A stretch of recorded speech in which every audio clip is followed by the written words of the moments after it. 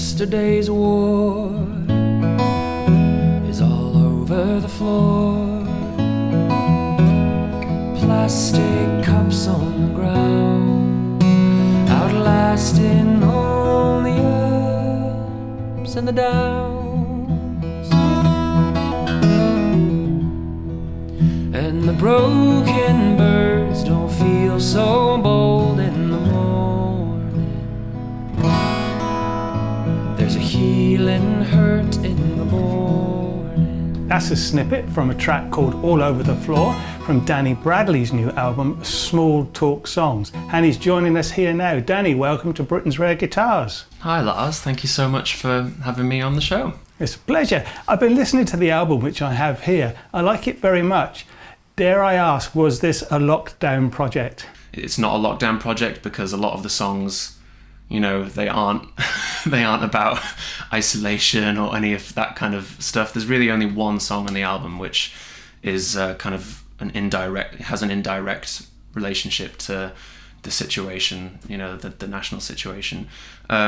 So it was actually it was a pre-lockdown project, but only just. Only just, I like it. But I like it, your style, you've got a distinctive playing style. And I like the way you sort of blend tuneful chords and patterns with lead lines, that what I would sometimes call a percussive style of playing. How and when did you develop that technique? I started playing guitar for the first time when I was about 16 years old. And before that, I was a drummer. I started playing drums when I was about 8 years old and had lessons in that and stuff. And so I think I probably just got to a point when I was about 19, 20 years old where it's probably because I couldn't play in a good way normally. And so I just started using, you know, some various kind of percussion-y things on the guitar. I know there are players who make a whole kind of, you know, point about that stylistically. There are players like, you know, contemporary players like Andy McKee and Newton Faulkner who that's their whole thing.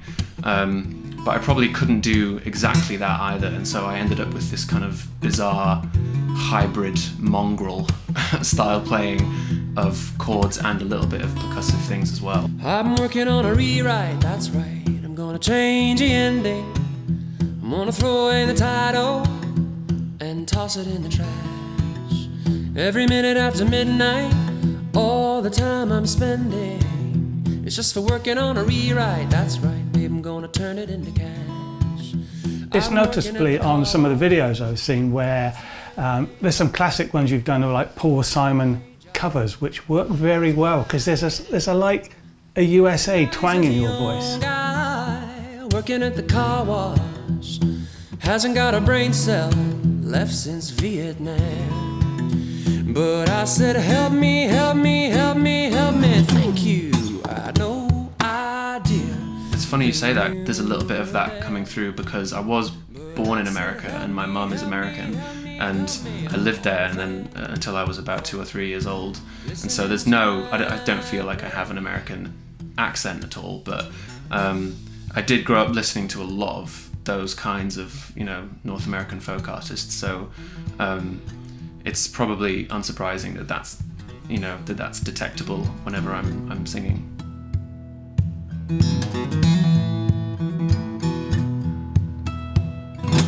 Yeah, it's good. I could hear the twang in there, which is very. I mean, all your original songs have meaningful lyrics. Do you find it easy to write? Do you have a favourite topic, or is it whatever you wake up and think about in the morning? Everyone writes songs differently, and every song is written differently as well.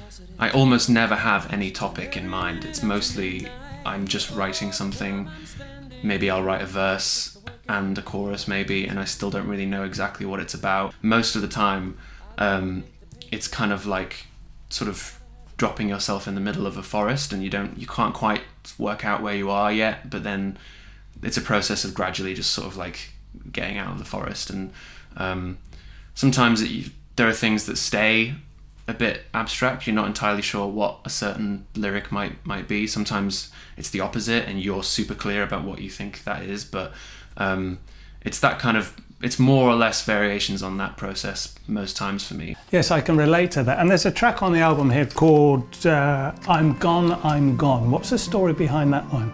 It's a song that's from the point of view of a rough sleeper during the lockdown. There was a point during that month where there was, hysteria was rising and all the numbers were coming in, and it's, everyone was kind of talking about it, and then everyone, stayed home and the streets were empty. I remember thinking, like, is anyone telling homeless people about what's going on or what this is? Must be kind of confusing to see everyone running around and then suddenly no one's around. It's not super kind of clear that that's what it's about, but it's definitely got that feeling in it, and there are certain lyrics that really are kind of, to my mind, that is what they're about. And so it's the only song on the album which kind of touches on that situation. It's an album about people. Each song is kind of a different story and a different person speaking, but that's definitely what that one was about, and it kind of just made it in to the album right at the end, so I felt I had to include it.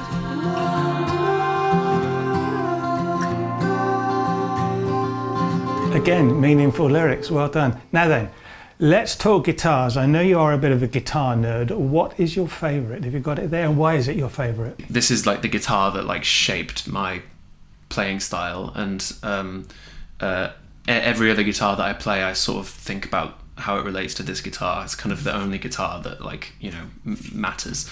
It's a PRS acoustic. It was built by Steve Fisher, now of Steve Fisher Guitars, and it was built by him when he worked at PRS, and it's spruce and mahogany, and it's just a magical instrument. I don't know, I feel like guitar players always have strange terms that they use to describe sound and playability and feelings that you have when you play it, but there is something just magical about the way this guitar responds. She likes a coffee, I got to have my tea.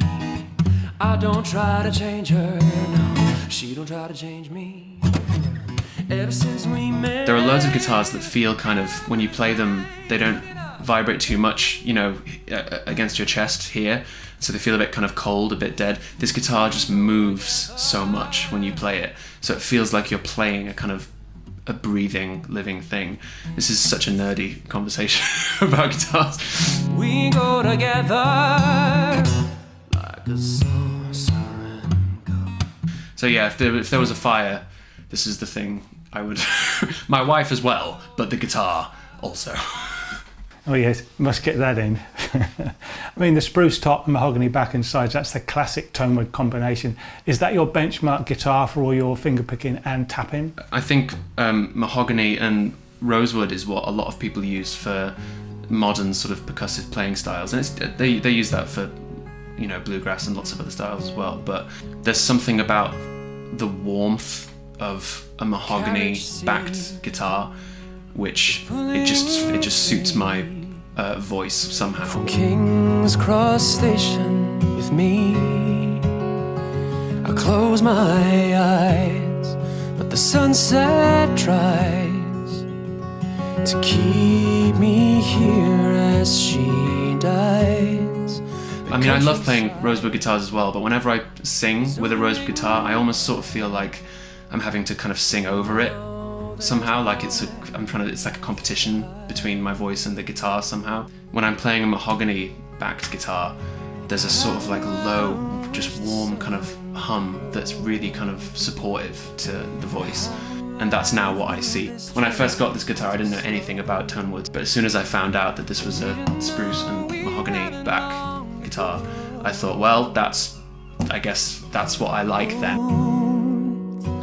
Answer the phone, 'cause I see tunnels coming at home. Well, thanks to COVID, we are fast approaching an unwanted anniversary of a year without hardly any music at all.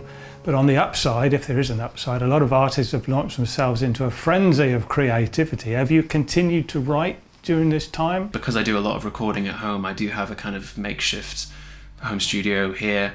And so I've really sort of become a 100% recording artist, which is how I've been sort of keeping going during this whole period. And so I've been doing a lot of work just doing taking on kind of commissions for recording background music for stuff, or jingles for podcasts or whatever. I do a bunch of commissions like that now, and so that's really what's been kind of occupying the time mostly. He's back from El Salvador, he knows a score. The clicks and clacks of switching back and coming home. At the moment, I'm waiting to see if 2021 will let a tour happen, will let, you know, me bring out this album in a way that sort of matches what I had in mind for it. And so we're still in a place where we'll just have to kind of wait and see. But we'll certainly keep an eye on your website for up and coming gigs, Danny. And just tell us where we can buy the album. It will soon be made available on my website, which is dannybradleymusic.com. And I'll keep updates, you know, regularly happening on my social medias as well, which is Danny Bradley Music on Instagram and Facebook. Oh, I'm going to put it on now and have a little chill in the studio here. Danny, thanks so much for coming on Britain's Rare Guitars, and we'll speak to you soon. Well, thanks so much for having me. It's been really fun. Take care. They're hobbling about, they're aching out loud. The sorry sounds emerge, floating around a hopeless hurt. And the half-dead crowd won't be too loud as they pass by, limping away